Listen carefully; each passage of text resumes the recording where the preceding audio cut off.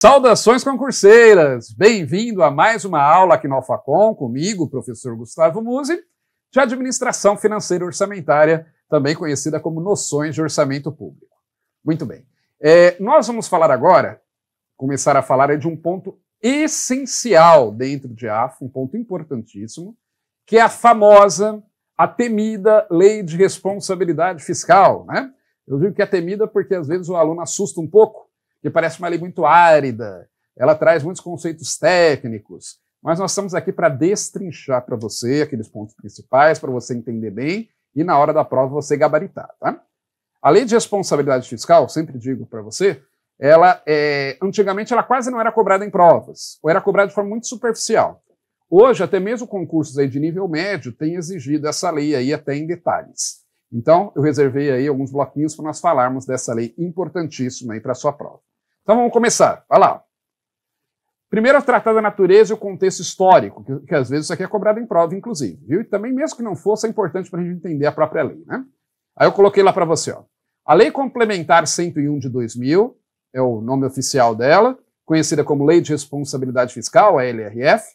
Ela estabelece normas de finanças públicas voltadas para a responsabilidade na gestão fiscal e vai regulamentar o artigo 163 da Constituição e também o artigo 169. Eu coloquei para você o artigo 163 da Constituição, que diz o seguinte: lei complementar disporá sobre 1. Finanças públicas, 2. Dívida pública externa e interna, incluída das autarquias, fundações e demais entidades controladas pelo poder público, 3. Concessão de garantias pelas entidades públicas, 4. Emissão e resgate de títulos da dívida pública, 5. Fiscalização financeira da administração pública direta e indireta, 6. Operações de câmbio realizadas por órgãos e entidades da União, Estados, Distrito Federal e municípios. E 7. Compatibilização das funções das instituições oficiais de crédito da União, resguardadas as características e condições operacionais plenas das voltadas ao desenvolvimento regional. Ufa! Veja que são várias disposições aí, né, que o artigo 163, ele requer lei complementar que regulamente. Isso aqui não é assunto da nossa aula, mas só para a gente lembrar, eu sempre gosto de fazer essa ligação com outras disciplinas. Lei complementar é aquela lei que é aprovada por maioria absoluta do Congresso Nacional. Diferente das leis ordinárias, que são aprovadas por maioria simples, né? Na lei ordinária, está presente lá o número mínimo de deputados e senadores, deu 50% mais um, deu maioria, a lei está aprovada, dos presentes.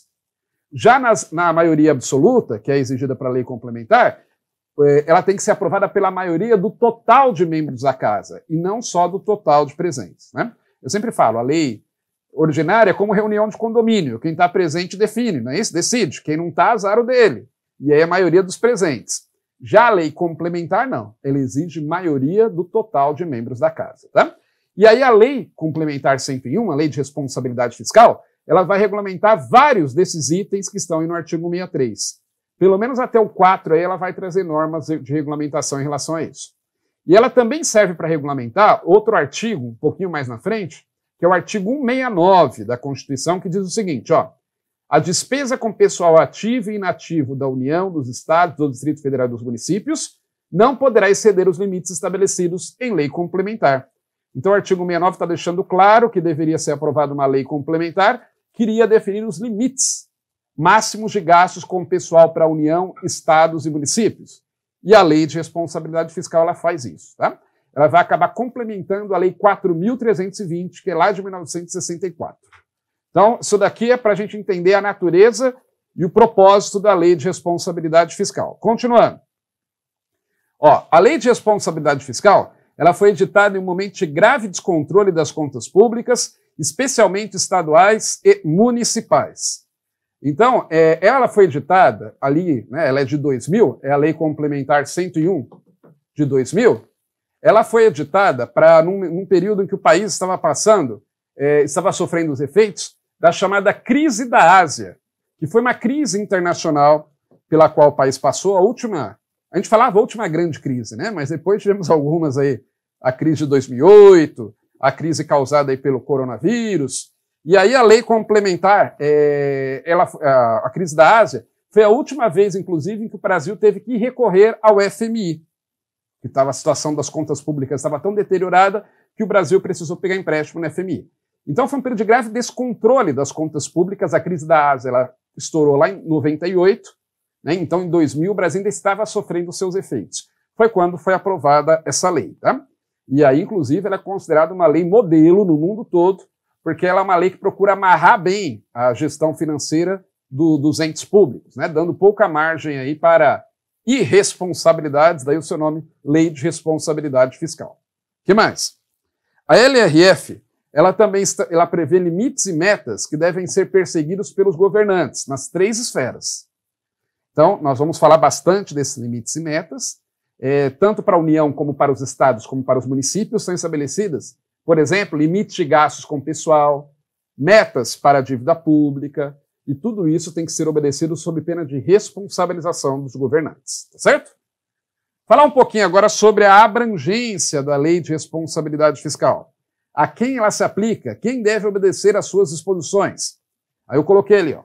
A Lei de Responsabilidade Fiscal, ela aplica-se aos 3 níveis da federação: União, Estados e Municípios, incluindo o Distrito Federal, compreendendo os poderes executivo, legislativo, judiciário, incluindo o Ministério Público, os tribunais de contas e defensorias públicas, além das autarquias, fundações, fundos e também empresas estatais dependentes.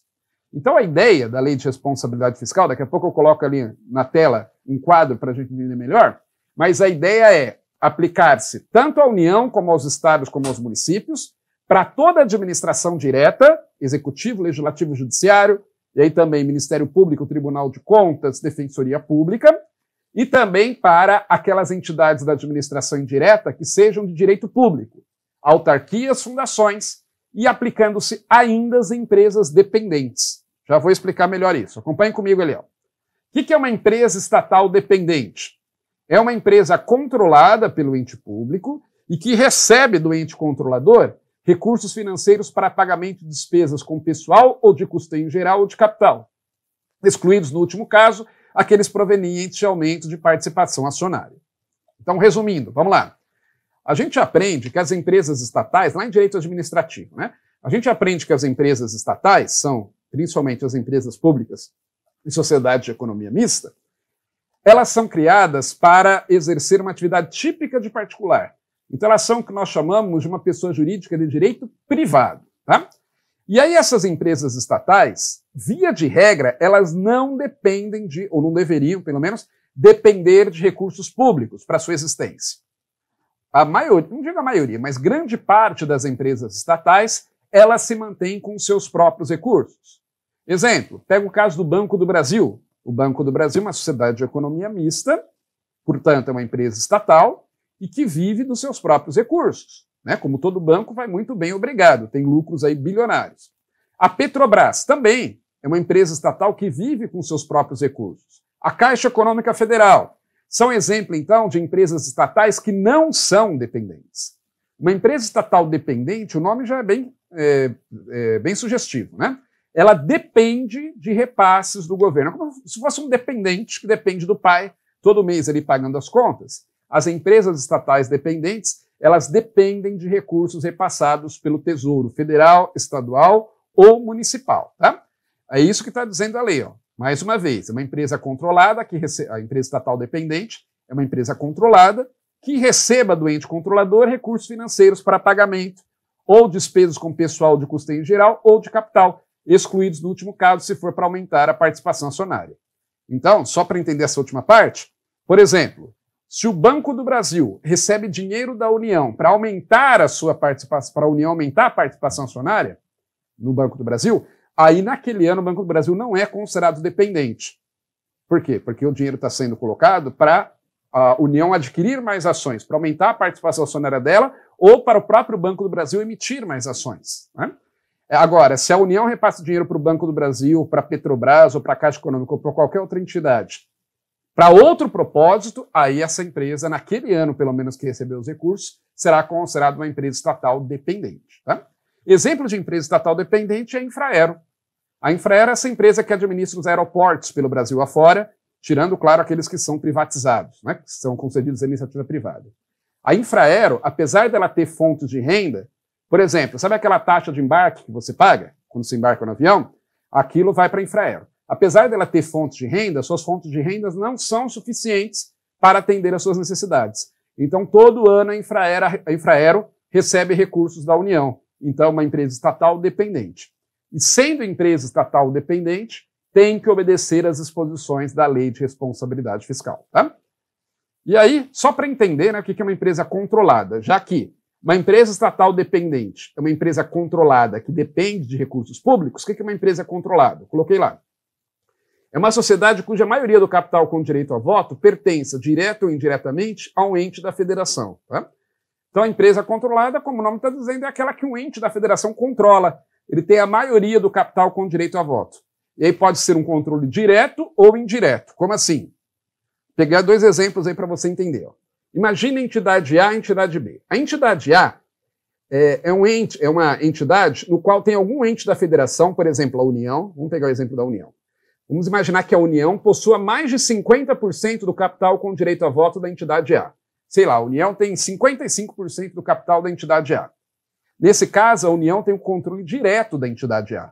É ela que manda, porque quem manda numa empresa não é o acionista controlador, não é o acionista que tem mais da metade do capital? Então, como a União tem, ela que vai mandar diretamente na empresa A.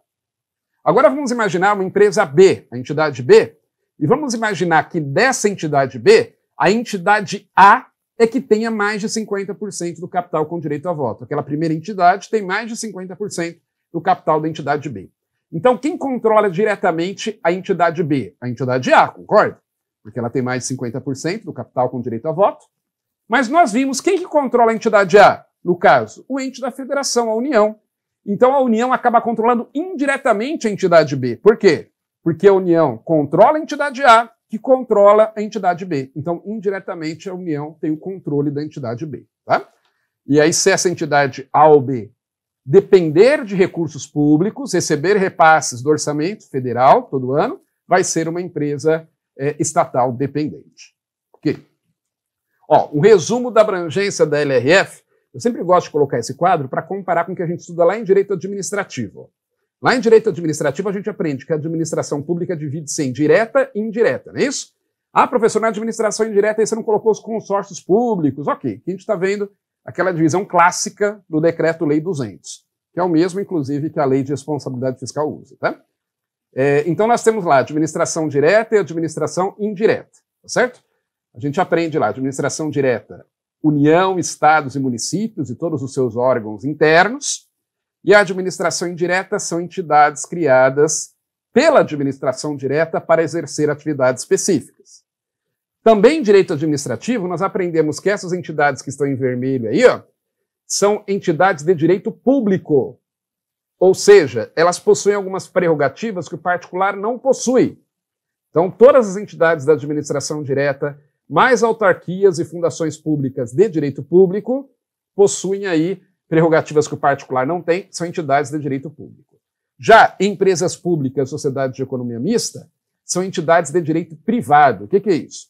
Apesar de serem empresas estatais, apesar do governo ter o controle das sociedades de economia mista das empresas públicas, elas são criadas para exercer atividade típica de particular, inclusive buscando lucro. Então, por isso, elas são chamadas entidades de direito privado. Tá? Olha só. Todas as entidades de vermelho, todas as entidades de direito público, submetem-se às disposições da LRF. Então, todas essas em vermelho têm que obedecer o que a LRF determina. A LRF aplica-se a elas. E as entidades em azul aí, que são empresas públicas, sociedades de economia mista. Elas somente vão submeter às exigências da Lei de Responsabilidade Fiscal se elas forem dependentes. Ou seja, se elas receberem repasses, né, do orçamento federal, estadual ou municipal. Ok? Eu fiz questão de ir com bastante calma aqui para você entender bem a abrangência da LRF, que cai bastante em prova. Continuando, vamos lá. Aí nós vamos avançando aí na Lei de Responsabilidade Fiscal, vamos falar aí do segundo capítulo dela, que trata sobre o planejamento, segunda sessão, se eu não me engano, acho que está dividido em sessões, que é o chamado planejamento. Quando a lei fala sobre planejamento, ela está falando das leis orçamentárias, PPA, LDO e LOA, que nós estudamos, né, em outro ponto, e também ela está falando sobre execução orçamentária e cumprimento de metas. Então vamos lá. Lembrando, primeiro, sempre que a gente fala de leis orçamentárias, temos que lembrar que existe uma certa hierarquia entre elas. Então nós temos primeiro o PPA, que vai trazer um planejamento do governo para 4 anos. Eu sempre falo que o PPA ele é DOM 4. Por que DOM 4? Porque ele traz as diretrizes, letra D, objetivos, letra O, e metas, letra M, para 4 anos. Então ele é DOM 4. Tá? Aí, com base no PPA, todo ano é elaborada a Lei de Diretrizes Orçamentárias, a LDO, que vai fazer a intermediação entre o PPA e a última lei, que é a Lei Orçamentária Anual, que é o orçamento de fato, que é o orçamento anual. Estou falando bem rapidamente porque a gente aprende isso com mais detalhes no momento oportuno. A gente tem aulas sobre as leis orçamentárias, né? Ó, começar falando então do PPA. Na verdade, a Lei de Responsabilidade Fiscal ela não fala nada sobre o PPA. Por quê? Porque ela falaria no artigo 3º. Só que o artigo 3º da LRF, coloquei LDO aí, mas está errado, é LRF. O artigo 3º da LRF ele foi vetado à época. Então, hoje, a LRF não fala nada de plano plurianual, tá? Quem fala só é o ato das disposições constitucionais transitórias. Então, o PPA, só para saber, só para lembrar, ele vai trazer as diretrizes, objetivos e metas da administração pública de forma regionalizada para os 4 anos seguintes, de acordo com a Constituição Federal. Aí nós temos a Lei de Diretrizes Orçamentárias, a LDO. A LDO é um pouquinho mais chatinho de estudar, porque a Lei de Responsabilidade Fiscal entra mais em detalhes. E aí, importante você entender que a LDO, sempre, ela vai fazer a intermediação entre o PPA e a Lei Orçamentária Anual, tá certo? Vai fazer esse meio de campo. E a LDO, que é anual, ela tem 8 funções. 4 definidas pela Constituição Federal e 4 definidas pela Lei de Responsabilidade Fiscal. Vamos lembrar as determinações constitucionais, as disposições constitucionais, as funções constitucionais, e depois vamos falar das funções segundo a Lei de Responsabilidade Fiscal. Ó, segundo a Constituição Federal, a Lei de Diretrizes Orçamentárias ela deve estabelecer metas e prioridades da administração pública para o exercício financeiro subsequente. Então lembra, o PPA estabelece o que o governo pretende fazer nos 4 anos. Aí a cada ano o governo vai dizer o que é prioridade para ele. A cada 4 anos ele vai dizer o que é mais importante para quê? Aliás, a cada ano, desculpa. A cada ano, né, o planejamento de 4 anos é do PPA. E aí a cada ano ele vai dizer o que é importante para aquele ano, o que é prioridade para aquele ano. Então, por exemplo, o governo pretende em 4 anos construir, 200 hospitais pelo Brasil afora, construir 1000 escolas, reduzir a criminalidade, fazer investimentos em portos, aeroportos, tem um monte de coisa para fazer em 4 anos. Isso significa que ele tem que fazer exatamente 1/4 de cada um a cada ano? Não. Pode ser que no primeiro ano a necessidade maior do governo seja, o combate à criminalidade.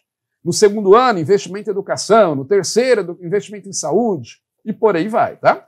Então a LDO ela serve para isso, para dizer no ano seguinte quais serão as metas do governo em relação àquilo, quais são as prioridades do governo em relação àquilo que foi planejado no PPA. Tá? O que mais? Outra função importante aí da LDO segundo a Constituição. Orientar a elaboração da LUA. Daí que vem o seu nome, Lei de Diretrizes Orçamentárias.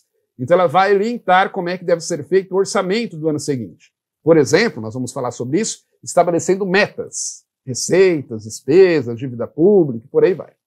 Ela também deve dispor sobre as alterações na legislação tributária. É o que eu sempre digo para você, tome cuidado.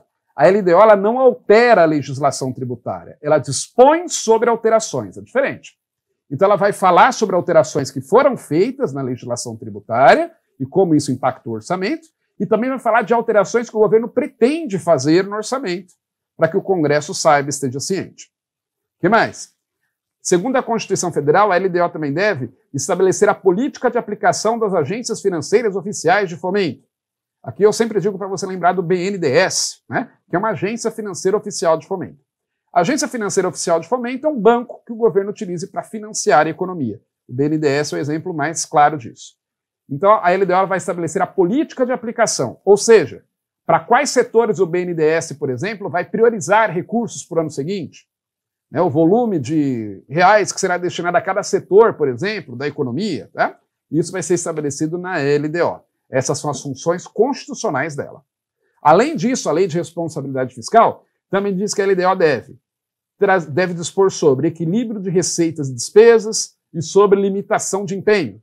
Isso daqui tem por objetivo, né, evitar que o governo gaste mais do que arrecada. E nós vamos falar sobre isso. Todo bimestre, o governo ele tem que acompanhar se a arrecadação da receita está indo de acordo com o esperado ou não, de acordo com aquilo que era previsto no orçamento. Se o governo está arrecadando menos do que ele está gastando, ele tem que fazer o quê? Ele tem que colocar um freio nos gastos. Como acontece comigo e com você, né? Fez um planejamento que você ia receber tanto no ano seguinte. Aí, sei lá, ficou desempregado, aconteceu alguma coisa, não está recebendo aquilo que estava esperando. O que você tem que fazer? Paciência, meu amigo, tem que cortar gastos. Mesma coisa no caso do governo, vai ter que limitar empenho, tá? A limitação de empenho também é conhecida como contingenciamento de gastos. Podemos dizer que é a mesma coisa. O que mais? Cabe também à LDO, segundo a Lei de Responsabilidade Fiscal, trazer aí normas sobre controle de custos e avaliação dos resultados dos programas de governo. Isso é importantíssimo, né?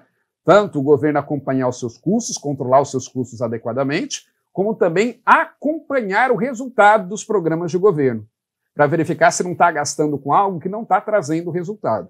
Então a LDO todo ano vai trazer normas relativas a isso. E a LDO também deve trazer demais condições e exigências para transferências de recursos a entidades públicas e privadas.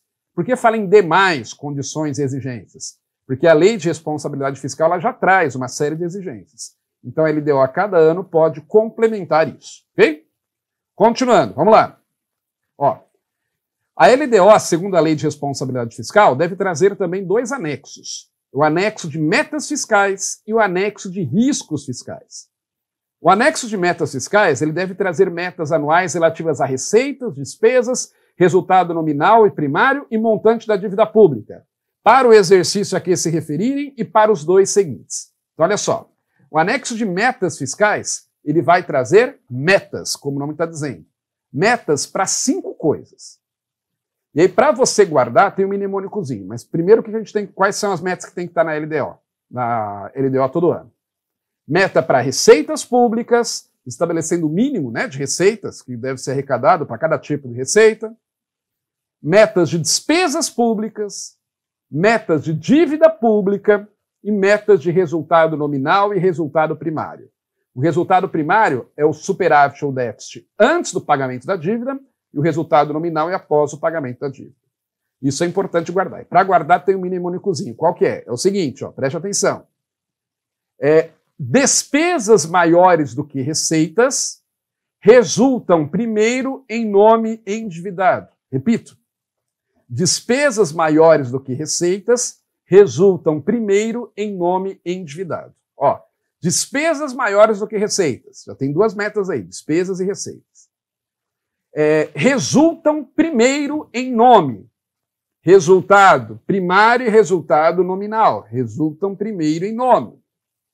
Endividado, dívida pública, tá? Porque é para guardar essas cinco metas que a LDO deve trazer.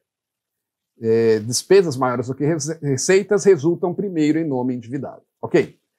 Isso ela vai trazer metas, preste atenção, para essas 5 coisas, não só para o ano a que se refere a LDO, que é sempre o ano seguinte, mas também para os 2 subsequentes. Então ela vai trazer para 3 anos.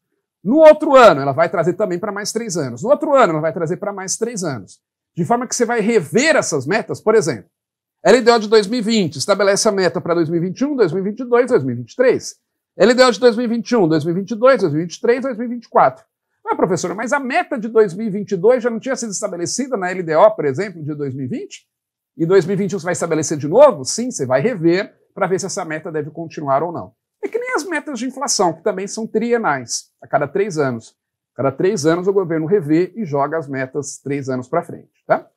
E eu sempre falo que a LDO, ela tem 2 faces, ela olha para frente e ela olha para trás. É igual o deus Jano, da mitologia romana, né, que tinha também 2 faces, olhava o passado e o futuro. Também a Lei de Responsabilidade Fiscal, ela olha para frente, estabelecendo essas metas, e olha para trás. Olha para trás como? Verificando se as metas foram cumpridas no ano anterior. Olha lá, ó. O anexo de metas fiscais também deverá trazer um demonstrativo com a avaliação do cumprimento das metas no ano anterior, para verificar se foram cumpridas de fato ou não. Esse é o anexo de metas fiscais. Além disso, tem o anexo de riscos fiscais, que é onde serão avaliados os passivos contingentes e outros riscos capazes de afetar as contas públicas, informando as providências a serem tomadas caso se concretizem. Olha só, o anexo de riscos fiscais, como o nome está dizendo, ele vai trazer situações de risco para as contas públicas. Exemplo, o governo está prevendo uma crise no ano seguinte, uma crise internacional que pode afetar o Brasil. Ou então tem uma ação no STF que o governo pode perder, e se perder ele vai ter um prejuízo bilionário. Então ele vai colocar isso no anexo de riscos fiscais e tem que dizer também quais providências que ele espera tomar, que ele vai tomar para evitar que isso ocorra, ou se ocorrer, o que ele vai fazer para amenizar os seus efeitos. Tá? Então esses são os dois anexos que devem estar na LDO. Anexo de metas fiscais e anexo de riscos fiscais. O que mais? Aí nós temos a LOA, a Lei Orçamentária Anual. O que a LRF fala sobre ela? Primeiro, só relembrando que a Lei Orçamentária Anual é o orçamento propriamente dito, é o orçamento de fato, né? Onde são previstas as receitas que se esperam ser arrecadadas e onde são autorizadas as despesas. E aí a Lei de Responsabilidade Fiscal ela vai dizer que são vedados. Primeiro, o gasto com qualquer despesa que não esteja prevista na Lei Orçamentária Anual ou em créditos adicionais, aquilo que você já me ouviu várias vezes dizendo. O governo só pode gastar com uma despesa que esteja prevista no orçamento, senão não pode gastar. Ah, professor, mas você não tinha previsto essa necessidade no ano anterior, quando ele aprovou o orçamento, e está precisando gastar esse ano. Aí ele vai pedir um crédito adicional. Se for autorizado, ótimo, aí pode gastar. Se não, vai continuar não podendo gastar, tá certo? Só pode gastar com despesa autorizada no orçamento ou em créditos adicionais. O que mais? Também é vedado crédito orçamentário com finalidade imprecisa ou com dotação ilimitada.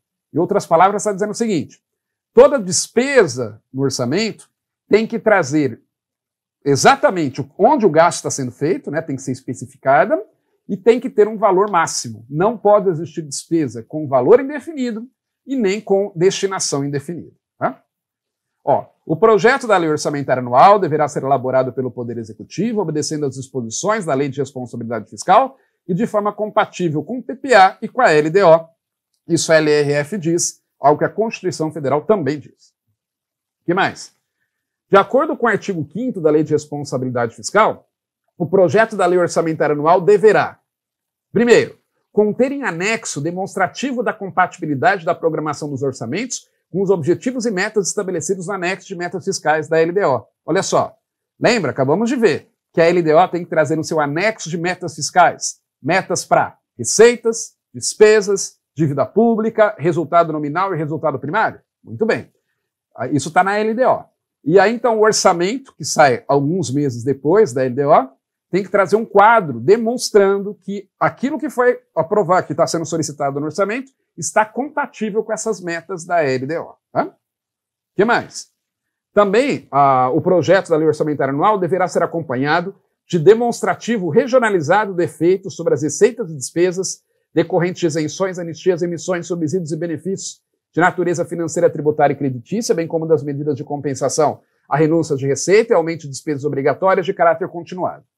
De uma forma simples, está dizendo o seguinte: todo ano, junto com o projeto da Lei Orçamentária Anual, o presidente da República ele também encaminha para o Congresso um demonstrativo dos efeitos sobre o orçamento, de isenções que foram concedidas, de renúncias fiscais, de anistias e por aí vai, para que o Congresso saiba, né, se deve ou não continuar com aqueles programas, continuar ou não com esses benefícios, se isso não está prejudicando demais o orçamento.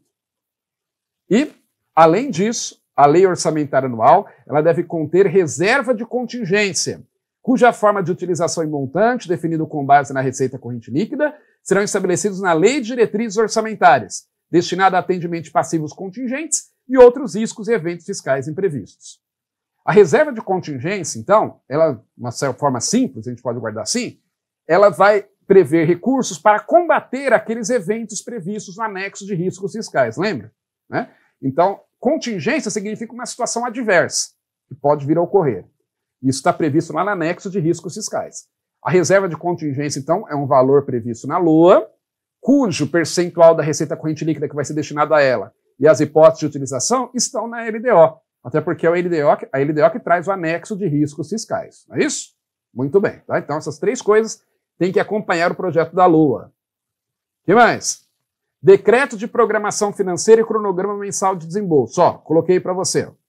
Até 30 dias após a publicação da LOA, nos termos em que dispuser a Lei de Diretrizes Orçamentárias, deve o Poder Executivo estabelecer a programação financeira e o cronograma de execução mensal de desembolso, o que é feito por decreto presidencial, no caso da União, no caso do Estado, decreto estadual, no caso do município, decreto municipal. Então, o que é isso? O orçamento ele não traz lá o total que o governo espera arrecadar no ano, né? Só que aquilo está em valores anuais. Essas receitas elas vão entrando aos poucos nos cofres públicos do governo. Então, conforme as pessoas vão pagando os tributos, conforme o governo vai recebendo as suas receitas, isso vai entrando nas contas do governo. Então, ele tem que ter um fluxo de caixa organizado para saber o quanto ele vai poder gastar por mês. Basicamente é disso que tanto a Constituição como a Lei de Responsabilidade Fiscal falam, que é o decreto de programação financeira e o cronograma mensal de desembolso. O presidente da República, no caso da União, e isso vale para governadores nos estados e para prefeitos nos municípios, ele tem até 30 dias após a publicação do orçamento para trazer esse decreto, que vai ser uma espécie de fluxo de caixa para todos os meses do ano. E ele deve estar sempre revendo isso conforme ele vai analisando o comportamento da arrecadação, tá certo? Continuando, além disso, a Constituição também diz que devem ser também aquelas metas da LDO, de arrecadação de receitas, elas devem ser desdobradas em metas bimestrais. Então, a cada bimestre ele vai dizer o quanto ele espera arrecadar. Ah, professor, então é só pegar a meta anual e dividir por 6 que eu tenho metas bimestrais. Não é assim. É porque tem receitas que entram mais no início do ano. Por exemplo, no caso de prefeitura, muita gente paga IPTU no início do ano, né? Tem receitas que entram mais no final do ano. Então o governo tem que organizar isso certinho para compor o seu fluxo de caixa. Tá? E limitação de empenho. A limitação de empenho ela é prevista no caso, eu vou ler, primeiro explico. Ó. Se verificado ao final de um bimestre que a realização da receita poderá não comportar o cumprimento das metas de resultado primário nominal estabelecidos no anexo de metas fiscais, os poderes e o Ministério Público promoverão, por ato próprio, os montantes necessários nos 30 dias subsequentes, limitação de empenho e de movimentação financeira, segundo os critérios fixados pela Lei de Diretrizes Orçamentárias. O que é isso? Lembra que eu falei para você que tem que ser desdobradas as metas de arrecadação em metas bimestrais, não é isso? Além disso, a cada 2 meses, a cada bimestre, o governo ele é obrigado a emitir o Relatório Resumido de Execução Orçamentária, RREO, Relatório Resumido de Execução Orçamentária. Esse relatório, entre outras coisas, ele vai verificar o comportamento da arrecadação em cada bimestre. Se o governo está arrecadando conforme o previsto ou não. Isso aí, se o governo perceber que ele está arrecadando menos do que o previsto no orçamento, o que ele vai fazer? Cortar gastos. Vai limitar empenho. Vai limitar a movimentação financeira. Até que a arrecadação volte ao normal. Se não voltar, ele não vai gastar aquele valor. Porque, como eu disse, é muito simples. É que nem comigo e com você. A pessoa esperava, sei lá, ganhar no ano, vamos imaginar lá, 120 mil reais. A pessoa esperava ganhar no ano. Mas ele observou que está ganhando menos do que esperava, sei lá, autônomo, né? Está vendendo menos do que esperava, ou ficou desempregado. Então, o que ele vai ter que fazer? Vai ter que enxugar os gastos também. Mesma coisa no caso do governo. Só tome muito cuidado, porque isso pode ser exigido em prova. A Lei de Responsabilidade Fiscal, ela diz que se em 30 dias após essa decretação aí de limitação de empenho, né, após a saída desse relatório, na verdade, que demonstre que está perigando não cumprir a meta, se os demais poderes não fizessem a limitação de empenho necessária, não fizessem o contingenciamento necessário, o Poder Executivo ficaria autorizado a fazer isso por eles. O STF considerou que esse parágrafo da Lei de Responsabilidade Fiscal ele é inconstitucional, tá? Um dos parágrafos do artigo 9º da LRF. Então, o Poder Executivo ele só pode contingenciar os seus próprios gastos. Os gastos do Judiciário e do Legislativo, eles é que vão definir onde isso vai ser contingenciado, onde haverá limitação de empenho. Isso para garantir a autonomia entre os poderes. Tá certo? Muito bem. Então é isso que eu queria falar com você. No seu material, claro, sempre tem mais informações. Sempre dê uma lida com carinho no material que nós preparamos aí para você. Vamos ficando por aqui. Bons estudos para você e até a próxima!